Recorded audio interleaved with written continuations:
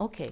Sharon Abbott's memories of her Uncle Bob are as faint as his photos. Robert Babor was his name. From Minnesota is where he came. She was just 5 years old when she and her grandmother last saw him. When World War II needed men, this 19-year-old signed up then. She wrote this poem some 20 years ago, in part to help her family remember his sacrifice aboard the USS Harder submarine during World War II. His life was over before it really began. But she also wanted to process her own feelings about his death. It was a horrible loss for everybody. And I wanted Bob to be alive to them. There's not too many things you remember when you're young, but I remember the knock, you know, and then the two sisters go over and open the door, and there's the two military men there, and then they just screamed. It was awful. Babor was still just 19 when he died aboard the Harder on August 24th, 1944. But he and the 78 others on board were already heroes, sinking the most Japanese warships in World War II, receiving the Presidential Unit Citation for their extraordinary heroism against an armed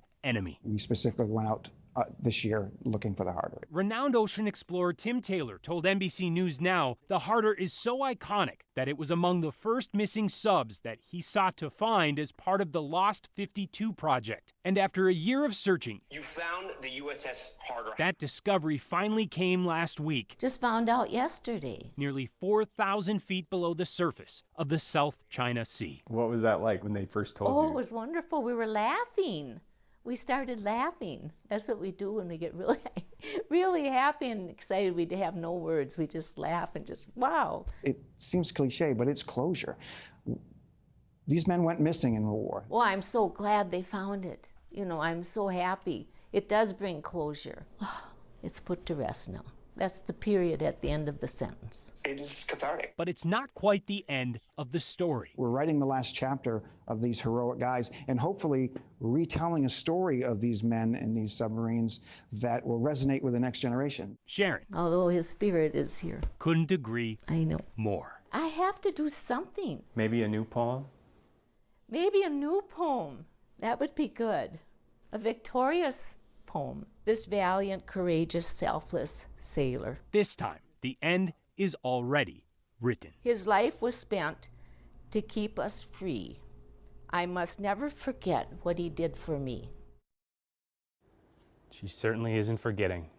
It's important to note that Babor's remains will not be coming home, but now that the wreckage of the Harder has been identified, it is officially considered a war grave, meaning it's protected site and under the jurisdiction of the U.S. Navy.